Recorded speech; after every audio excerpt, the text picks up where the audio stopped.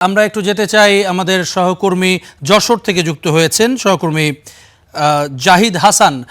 জাহিদ, আপনি একটু যদি জানান যে যে আমরা নরসিংদীর কথা শুনছিলাম, যেমন যে হঠাৎ করেই তিনি বলছিলেন পাম্পের যিনি লোক রয়েছেন যে পর্যাপ্ত তেলের মজুদ আছে। আপনাদের ওখানে কি এরকম রাতারাতি মজুদ বেড়ে যাওয়ার কোনো ঘটনা ঘটেছে কিনা কোনো পাম্পে? আর এই মজুদ যদি তাদের থেকে থাকে তাহলে তারা এটা কোথায় রেখেছিলেন এতদিন? মানে এরকম প্রশ্ন আপনারা দেখেছেন কিনা বা চিত্র আছে কিনা যশোরে? ডাবলিন যে যশোরে যে সারা দেশে যে তেল যে নৈরাজ্য সেটা যশোরেও আছে। তেলের দাম বাড়লেও যে মানুষের যে দুর্ভোগ সেটা এখনো কমেনি। আমরা সকাল থেকে বিভিন্ন তেলের পাম্প সেটা ঘুরেছি, তারা সেখানে দেখেছি যে তেল নিতে যে বাইক যে আরোহী তাদের লম্বা দীর্ঘ লাইন, যে তেল তারা পাম্প মালিকদের সাথে কথা বলছে, তারা বলছে যে যে ডিপো থেকে যে কাঙ্ক্ষিত তেল এখনো পায়নি, তেলের দাম বাড়ার পরেও। এখন আমরা এটা লক্ষ্য করেছি যে আগে 2 থেকে 300 টাকা তেল দেওয়া হলেও এখন যে বাইক আরোহী যারা আছে তাদের যে কাঙ্ক্ষিত চাহিদা অনুযায়ী, অর্থাৎ যে 2500-3000 টাকার যে তেল যদি কেউ যদি প্রয়োজন পড়ে সেটাও তারা নিতে পারছেন। ফলে যে দাম বাড়ার পরেও আগে যে 200 টাকা তেল নিতেন বা এই যে পাম্প মালিকরা দিতেন, এখন সেটা 2000-1500 টাকা পর্যন্ত তেল দিতেন। ফলে এই বাইক আরোহীদের এক ধরনের অভিযোগ যে এই পাম্প মালিকরা এক ধরনের সিন্ডিকেট করে মূলত তারা এই যে এটা করছেন, মূলত তেলের দাম বাড়ার পরে তারা যে গ্রাহকের যে চাহিদা অনুযায়ী তেল দিচ্ছেন। আমরা একজন কথা বলি, একজন বাইক আরোহী আছে। আপনি কতক্ষণ ধরে এখানে আছেন এবং যে তেলের দাম বাড়ালো সব মিলে আপনি কিভাবে দেখছেন? আসলে আমি দুঃখিত আপনার সাথে এই বিষয়ে কথা বলার জন্য। ঠিক আছে। জি, ম্যাম। আমি সকাল 8টা থেকে তেল পাম্পে আসছি, লাইনে দাঁড়াইছি। আমি মূলত বাইক চালাই আমার শখের জন্য না, আমি বাইক চালাই আমার বাচ্চাকে স্কুলে এবং তার কোচিং এ নেওয়ার জন্য। আমি একজন ব্যবসায়ী, আমি দোকান খুলবো, সেই দোকান খুলতে পারছি না শুধু এই তেলের জন্য।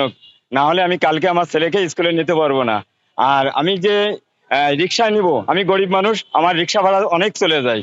সকাল বিকাল 3বার আমাকে এই কোচিং স্কুল করতে হয়।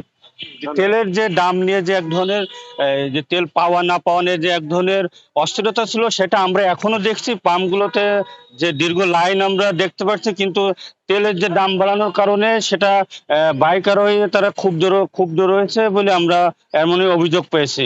জাবলিন। ধন্যবাদ জাহিদ আপনাকে।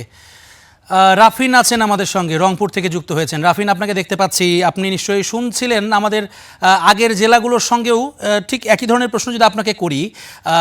হঠাৎ রাতারাতি কি মজুদ ফিরে এসেছে পাম্পগুলোতে, এরকম চিত্র রংপুরে দেখেছেন কিনা? আর তাদেরকে এই প্রশ্নটা করা হয়েছে কিনা বা জেনেছেন কিনা যে এখন দাম বাড়ার পরের দিন রাতেই, মানে এক রাতের ব্যবধানে, 24 ঘন্টার ব্যবধানে তাদের এই তেলগুলো কোত্থেকে এলো আর এখন কিভাবে তারা দিচ্ছেন? বাইকাররা, প্রাইভেট কারের চালকরা তারা পর্যাপ্ত তেল এখন কিভাবে পাচ্ছেন? জ্যাভলিন, অন্যান্য জায়গা থেকে রংপুরের চিত্রটা একদমই ভিন্ন, কারণ রংপুর মহানগরীতে যে বেশ কয়েকটি ফুয়েল স্টেশন রয়েছে, সেই স্টেশনগুলোতে আমরা সকাল থেকে ঘুরেছি। প্রত্যেকটি স্টেশনে মোটরসাইকেল এবং কার, মাইক্রোবাসের দীর্ঘ লাইন। এখন পর্যন্ত কোনো ফুয়েল স্টেশনে তেল এসে পৌঁছায়নি। আমরা বর্তমানে যে স্টেশনটাতে রয়েছে এটি রংপুর মহানগরীর সালেক মোটরস, সালেক ফিলিং স্টেশন।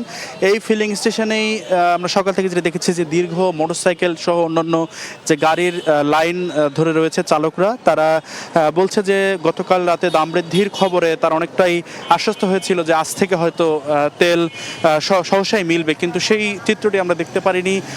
একদম মূল সড়কেই দীর্ঘ মোটরসাইকেলের লাইন দাঁড়িয়ে আছে এবং পাম্প ব্যবস্থাপক যেটি জানিয়েছে ফুয়েল স্টেশনের যে ম্যানেজার, যে দুপুর 12টার পর রংপুর ডিপো থেকে তারা প্রতিনিয়ত গত 1 মাস থেকে যে অর্ধেক তেল পেয়ে আসছিলেন সেই 3000 লিটার তেল পাবেন এবং সেখান থেকেই মূলত তেল সরবরাহ করা হবে।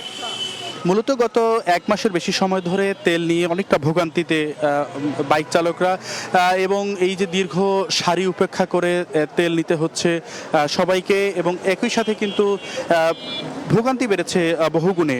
মূলত ইরান যুদ্ধকে ঘিরে বৈশ্বিক যে অস্থিরতার প্রেক্ষাপট, সেই প্রেক্ষাপটে দেশের সব ধরনের জ্বালানি তেলের দাম বৃদ্ধি করেছে সরকার। আজ যে মধ্যরাত থেকে এই তেলের দাম কিন্তু লিটার প্রতি 15 থেকে 20 টাকা পর্যন্ত বাড়ানো হয়েছে। মূলত ডিজেলে 100 টাকা আগের দাম, এটি নতুন দাম নির্ধারণ করেছে 115 টাকা, 15 টাকা বাড়ানো হয়েছে। কেরোসিনে 18 টাকা বাড়িয়ে 112 টাকা থেকে 130 টাকা, পেট্রোলে 19 টাকা বাড়িয়ে 116 থেকে 135 টাকা এবং অকটেনে 20 টাকা বাড়িয়ে 120 টাকা থেকে 140 টাকা নির্ধারণ করা হয়েছে। এই দাম বাড়ানোর ঘটনাকে কেন্দ্র করে কিন্তু মিশ্র প্রতিক্রিয়া দেখছি আমরা। যারা জনসাধারণ রয়েছে তারা অনেকেই বলছেন যে হঠাৎ করে এই দাম বাড়ানোটা আসলে অধিক পরিমাণে হয়ে গেছে। কেউ কেউ বলছিল যে কয়েক ধাপেই দাম বাড়ানো যেত।